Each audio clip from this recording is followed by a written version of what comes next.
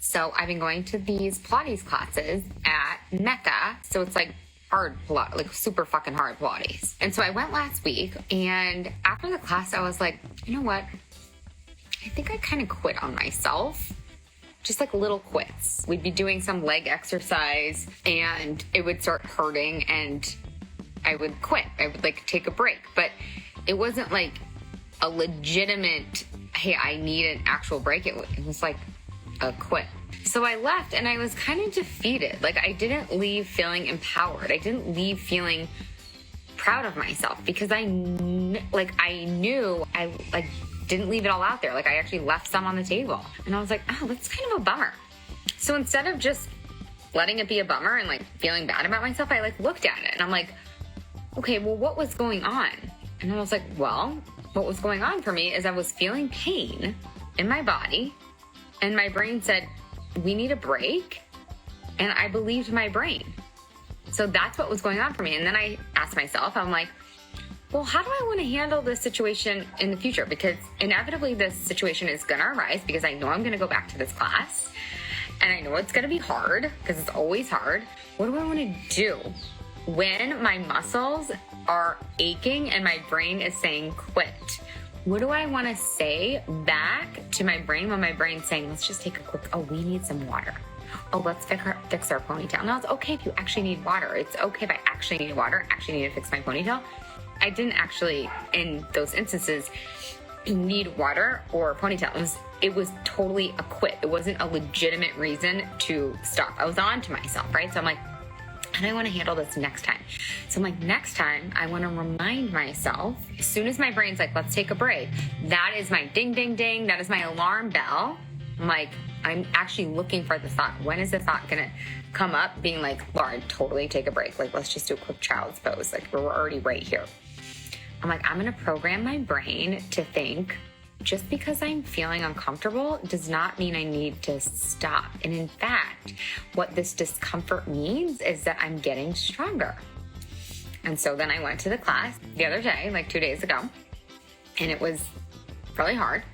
And my brain was like, we should totally quit. We're doing all the things, right? We're doing all the exercises. They're so hard. It like makes your muscles burn like hell. It is so painful. And my brain was like, we should quit.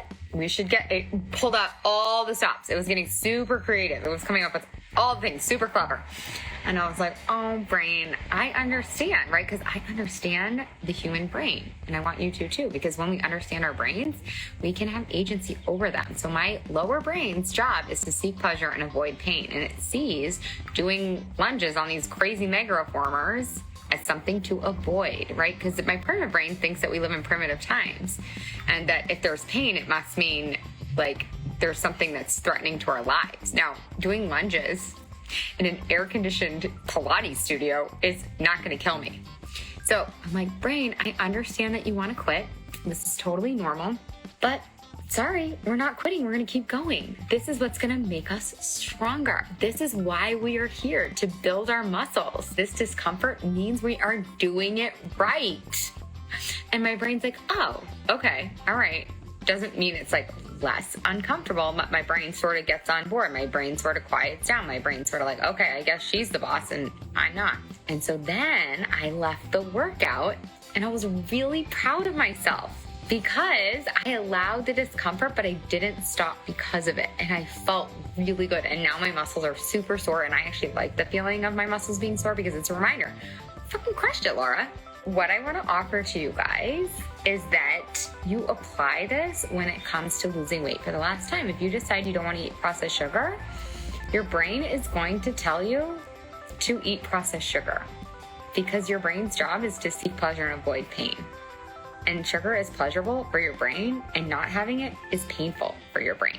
So you need to pre-program your brain so you can feel proud and powerful and empowered and strong and like a badass, and so that you can get your results too, right? You need to strengthen your brain muscle by programming it. There's a cupcake. Your brain's going to say, I want to eat the cupcake, just like my brain saying, I want to quit doing this lunge. And you need to say, I know you want the cupcake, but we want to weigh our dream come true weight. We want to weigh our natural weight, and that's not going to help us. I get it.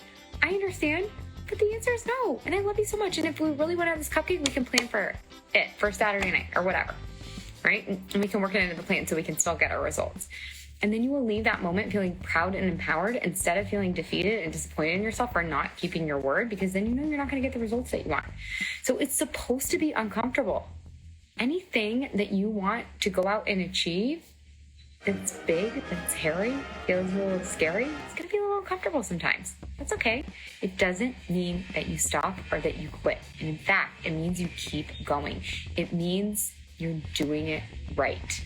Leave that moment with the cupcake feeling proud and empowered, and you'll see it on the scale the next morning. Just like me with those crazy mega reformers at Pilates. I love you guys. Have the best freaking day ever.